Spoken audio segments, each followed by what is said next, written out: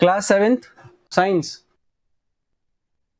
Last lecture में हमने नया टॉपिक नया चैप्टर स्टार्ट किया था, air pressure and wind systems. ठीक है, एयर के बारे में, एटमॉस्फेयर के बारे में हमने कुछ कुछ बातें कर ली थी, राइट। और एयर की डिपेंडेंसी देखी थी हमने।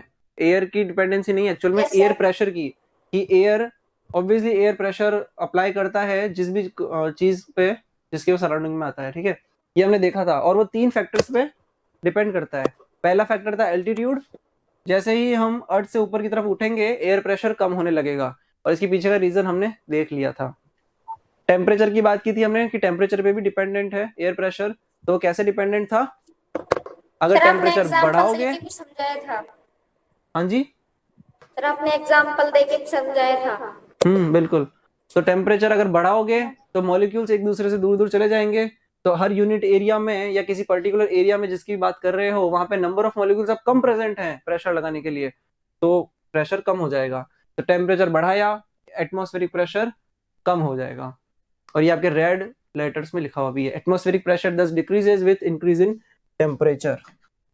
ठीक है, फिर हमने वाटर वेपर की बात कर ली थी कि अगर मॉइस्ट एयर है, मतलब कि एयर के अंदर आपने कुछ वाटर ड्रॉपलेट्स मिला दिए, आपने मिला दिया, नेचर ने मिला दी, इज लाइटर और less dense then dry air. Obviously किसी पर्टिकुलर या स्पेसिफिक एरिया की बात कर रहे हो, तो यहां पे मान लो सिर्फ ड्राई एयर है, मींस एयर के मॉलिक्यूल्स प्रेजेंट है। और हमने क्या किया है, उसी सेम जगह में एयर के मॉलिक्यूल्स तो हैं ही उतने ही, लेकिन आपने वाटर ड्रॉपलेट्स मिला दिए कुछ कुछ। तो जो प्रेशर लगा रहा था वो एटमॉस्फेरिक प्रेशर लगा रहा था, मतलब एयर अपने मॉलिक्यूल्स को लेकर के प्रेशर लगा रहा था। तो वाटर ड्रॉपलेट्स बीच में आकर के काम को रोक दिया, डिस्टर्बेंस क्रिएट कर दिया। तो ड्राई एयर जो होती है वो रेयर होती है। लाइकवाइज रेयर बोल सकते हैं, डेंस का अपोजिट होता है रेयर। या फिर इसका समझ लो कि ये लेस डेंस है, इसकी डेंसिटी कम है, इसकी डेंसिटी ज्यादा है, तो ज्यादा प्रेशर लगाएंगे। अगर सेम एरिया में नंबर ऑफ मॉलिक्यूल्स ज्यादा हैं तो ज्यादा प्रेशर लगता है। और ये कैसे समझा था हमने, एनालॉजी लेकर के देखा था कि मान लीजिए कोई एक बॉक्स है, उसको अगर 2 लोग धक्का देंगे, बहुत बड़ा बॉक्स है, उसको 2 लोग धक्का दे रहे हैं, तो आगे तो खिसक रहा है, वो प्रेशर तो लग रहा है। कंपेरेटिवली 4 लोग जल्दी से ज्यादा प्रेशर लगाएंगे उस बॉक्स के ऊपर, राइट। तो इस तरीके से हमने समझा था कि मॉलिक्यूल ज्यादा होंगे तो एयर प्रेशर ज्यादा होगा, ये हमने देखा था। समझ में आ गया होगा। और अब हमें नया टॉपिक स्टार्ट करना था, विंड। एयर और विंड में क्या डिफरेंस है, एयर और विंड में क्या डिफरेंस है? ब्लोइंग विंड को एयर बोलते हैं, या फिर horizontal movement of air is called wind. Sir wind तो सर तेज हवा चलती है, हाँ ठीक है, सर उसे बोलते हैं। ठीक है, विंड बोलेंगे तेज हवा को, और धीरे हवा चल रही तो फिर उसे विंड नहीं बोलेंगे क्या? उसे स्लो विंड बोल देंगे, स्लो विंड बोल सकते हैं उसे। हॉरिजॉन्टल मूवमेंट ऑफ एयर देखो, मतलब हवा का चलना ही एक तरीके से विंड है। अगर हवा सिर्फ स्टिल रहती, चलती नहीं, कोई फ्लो नहीं होता हवा का किसी भी डायरेक्शन में, लेकिन हॉरिजॉन्टली होना चाहिए, इधर लेफ्ट राइट नॉर्थ साउथ कहीं भी हो, लेकिन लेकिन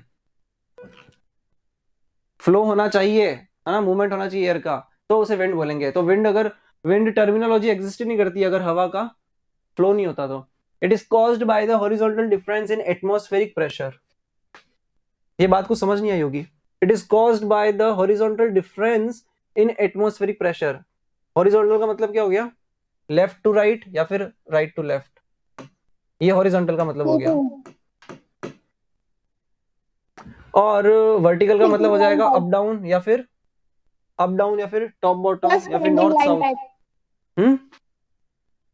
Sir, horizontal means sleeping line and sir, vertical means standing line. ये वर्टिकल, ठीक है, हॉरिजॉन्टल और वर्टिकल की बात ही हो गई। हाँ बिल्कुल ठीक बताया तुमने जो बताया, ये हॉरिजॉन्टल वर्टिकल का मतलब हुआ। लेकिन हम विंड को कंसिडर कर रहे हैं हॉरिजॉन्टल मूवमेंट के साथ में, ठीक है। अब मान लीजिए कोई ये अर्थ है, लैंड है, वो क्या बोलना चाह रहा है, it is caused by the horizontal difference, मतलब कि हम हॉरिजॉन्टल लाइन लेकर के बात करेंगे, ठीक है, हॉरिजॉन्टल ग्राफ खींच करके बात करेंगे। इन एटमॉस्फेरिक प्रेशर डिफरेंस होना चाहिए किसमें, मान लीजिए कि AP1 है, एटमॉस्फेरिक प्रेशर 1 किसी एक पर्टिकुलर एरिया में, दूसरे पर्टिकुलर एरिया में एटमॉस्फेरिक प्रेशर कुछ और है AP2। मान लीजिए कि ये ज्यादा है ये छोटा है, तो वो क्या कहना चाह रहा है, हवा कहां से कहां फ्लो होगी, ज्यादा प्रेशर वाले से कम प्रेशर वाले की तरफ फ्लो होगी। यही लिखा हुआ है ना। Yes, sir. Water Yes, flows sir. From higher level to lower level, similarly air flows from area of higher pressure to lower pressure. समझ में आया? अच्छा, एक बार इसकी वाटर की एनालॉजी को भी देख लेते हैं, क्या कहना चाह रहा है। Water flows from higher level to lower level.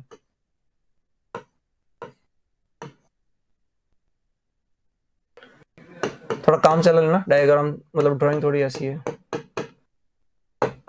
ये है, यहाँ पे कनेक्टिविटी दे रखी है आपने, कनेक्टिविटी दे रखी है दो टैंक को, दो वाटर रिजर्वायर को।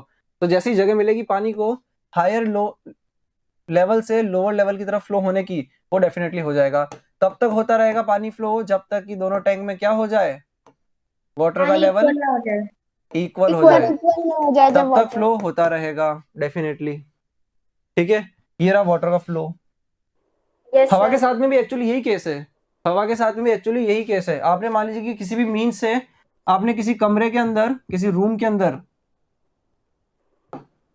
आपने बहुत ज्यादा गैसेस या बहुत ज्यादा एयर या गैस आपने स्टोर कर दी।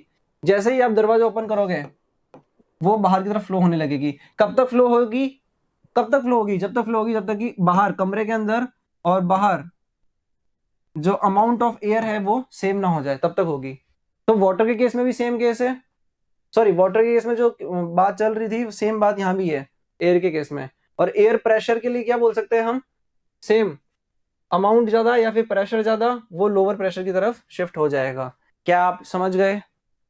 Yes, sir. Yes, sir. Yes sir. तो फिर आगे देखिए, इसे अंडरलाइन कर लेना जरूर से। Air flows from area of higher pressure to area of lower pressure, ये पूरे चैप्टर में काम आने वाली बात है। जो भी कंसेप्ट पढ़ रहे होगे उसके अंदर यही हो रहा होगा कि एयर का फ्लो हो रहा है तो वहां से वहां तक क्यों हो रहा है, यहाँ से वहां जा रहा है या वहां से यहाँ हवा का आना जाना हो रहा है तो क्यों हो रहा है, वो प्रेशर डिफरेंस की वजह से हो रहा है। वाई डज विंड ब्लो, अब उसने वाई डज विंड ब्लो बोला है या फिर वाई डज एयर ब्लो बोलना चाहिए था, क्योंकि ब्लोइंग एयर का मतलब ही विंड होता है, बहती हुई हवा को ही हम विंड बोलते हैं। तो जो भी लिखा है कोई दिक्कत नहीं है। वाई डज विंड ब्लो, अब देखो यहाँ पे कुछ पॉइंट्स दे रखे हैं। Wind blows because air molecules have mass and weight, किसी भी चीज के पास में वजन अगर है तो इसका मतलब उसने कुछ मैटर कंसिस्ट किया हुआ है, तो उसके पास में वेट अगर है तो मूवमेंट वहां पे होना स्वाभाविक है। Cold air is heavier than warm air, ये बहुत ही इंपॉर्टेंट पॉइंट है। Cold air is heavier than warm air. Temperature जो फैक्टर पढ़ रहे थे हम ऊपर वाले टॉपिक में, एयर वाले टॉपिक में, तो वहां मैंने आपको बना करके दिखाया था कि किसी पर्टिकुलर एरिया में अगर एयर मॉलिक्यूल्स हैं और अगर आपने टेम्परेचर इंक्रीज किया इस पर्टिकुलर एरिया में तो क्या होगा, क्या होगा, मॉलिक्यूल्स दूर भागेंगे एक दूसरे से। मॉलिक्यूल्स क्या बोल रहे हो, मॉलिक्यूल्स क्या होंगे, दूर भागेंगे एक दूसरे से. दूर भागेंगे एक दूसरे से। हाँ तो सही बोला है, मॉलिक्यूल्स एक दूसरे से दूर भागेंगे हेयर एंड देयर। आपको डायरेक्शन तो फिक्स है नहीं कि कहाँ भागेंगे, दूर भागेंगे एक दूसरे से, बस रैंडम डायरेक्शन में, रैंडम डायरेक्शन में भागेंगे इधर उधर। फिर तो क्या होगा, इस पर्टिकुलर एरिया में अब नंबर ऑफ मॉलिक्यूल्स कम रह गए कंपैरेटिवली। जब टेम्परेचर कम था तो उस एरिया में क्योंकि मॉलिक्यूल्स भाग नहीं रहे थे इधर से उधर, ये जैसे हीट एनर्जी गेन हुई मॉलिक्यूल्स को वो बेटा कट लिया वहां से, और जैसे ही उनको टेम्परेचर कम कर दोगे तो वापस उस एरिया में सेटल डाउन हो जाएंगे। जरूरी नहीं सेम मॉलिक्यूल्स ही दूसरे मॉलिक्यूल्स आकर के सेटल डाउन हो जाएंगे, लेकिन अमाउंट उतना रहने वाला है। मॉलिक्यूल्स का जो अमाउंट है, मॉलिक्यूल्स की जो भीड़ है, नंबर है मॉलिक्यूल्स का, वो सेम रहेगा अगर टेम्परेचर सेम कर दिया फिर से। तो टेम्परेचर अगर कम करोगे तो मॉलिक्यूल्स बढ़ जाएंगे। और एयर प्रेशर किस पे डिपेंडेंट है, नंबर ऑफ एयर मॉलिक्यूल्स पे, सही है। Yes sir. Yes, sir. अगर एयर प्रेशर जो लगा रही है एयर, वो डिपेंडेंट है नंबर ऑफ एयर मॉलिक्यूल्स में। और अभी Yes, हमने sir. बात की यहाँ पर कि number of air molecules temperature बढ़ाने पर या फिर वार्म एयर में या फिर हॉट एयर में कम हो जाते हैं, तो एयर प्रेशर कम होगा या ज्यादा होगा, कम होगा। कम होगा एग्जैक्टली।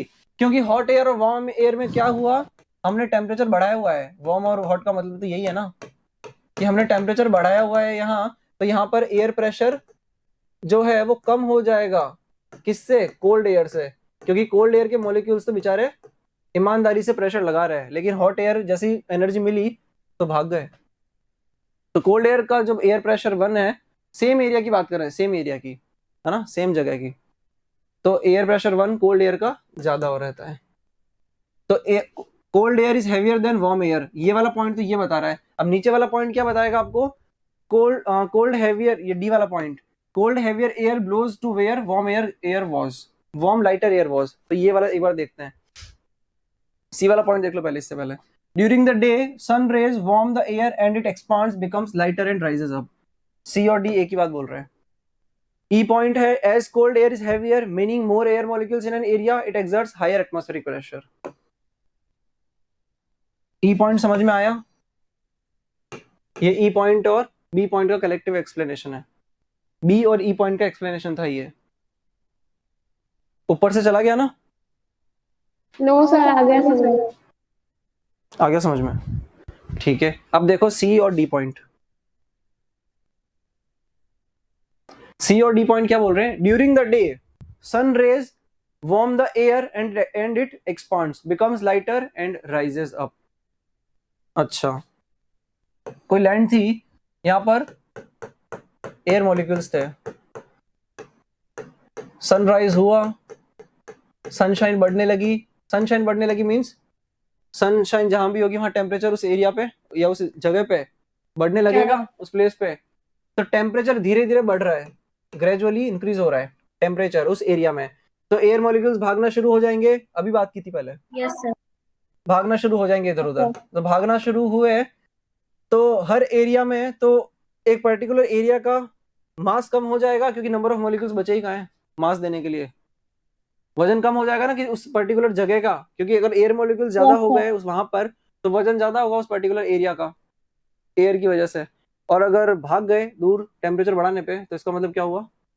वजन कम हो गया। तो कोई भी चीज जितनी हल्की होगी ऊपर की तरफ आसानी से उठ जाएगी, यस सर। Yes sir. कोई चीज भारी होती जाएगी तो नीचे की तरफ झुक जाएगी। Simple simple. यस तो sir. During the day sun rays warm the air and it expands. Expands का मतलब, एक्सपांशन कॉन्ट्रैक्शन का मतलब क्या? एक्सपांशन और कॉन्ट्रैक्शन का मतलब क्या समझते हो तुम लोग?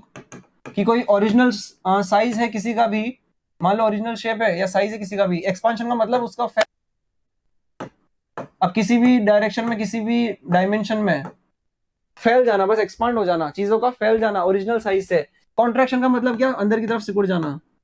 सिकुड़ने का मतलब अंदर की तरफ ही होता है, अंदर की तरफ मूव करना उसके बॉडी वॉल्स का, तो ये कॉन्ट्रैक्शन होता है। मतलब कि ओरिजिनल साइज से छोटी साइज हो जाएगी। एक्सपांशन का मतलब ओरिजिनल साइज से बड़ी साइज हो जाएगी। क्या आप समझे? Yes sir. समझ गए ना? ठीक है। Yes sir. तो सी पॉइंट मतलब आप समझ गए, ठीक है। रुद्राक्ष भी समझ गया। During the day sun rays warm the air and it expands becomes lighter and rises up. ऊपर की तरफ अपलिफ्ट लिफ्ट कर गया वो, ठीक है। अब डी पॉइंट पे आओ एक बार। डी पॉइंट कह रहा है कि cold heavier air blows to where warm lighter air was. अच्छा, क्यों भाई, ऐसा क्यों? क्या वो जगह उसकी पसंद की थी? क्या वार्म एयर ने उसे जबरदस्ती उससे छीन करके वो जगह रख रखी थी कि जैसे ही वार्म एयर वहां से ऊपर की तरफ उठी तो कोल्ड एयर चुपके से उसकी जगह पे चला गया? ऐसा क्यों हुआ? कोल्ड एयर मान लो कि यहाँ पर है, कोल्ड एयर का रीजन है ये, नहीं रीजन ऐसे नहीं बनाएंगे। मान लो कि कोल्ड एयर का रीजन है,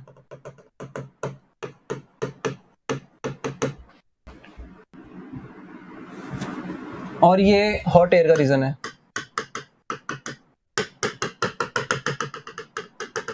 हमें पता चला कि इस एरिया में हॉट एयर हुआ, टेम्परेचर बढ़ा, मतलब तभी तो एयर वार्म हुई या फिर हॉट हुई, तो वो ऊपर की तरफ अपलिफ्ट कर गई क्योंकि वो हल्की हो गई वजन में, ठीक है।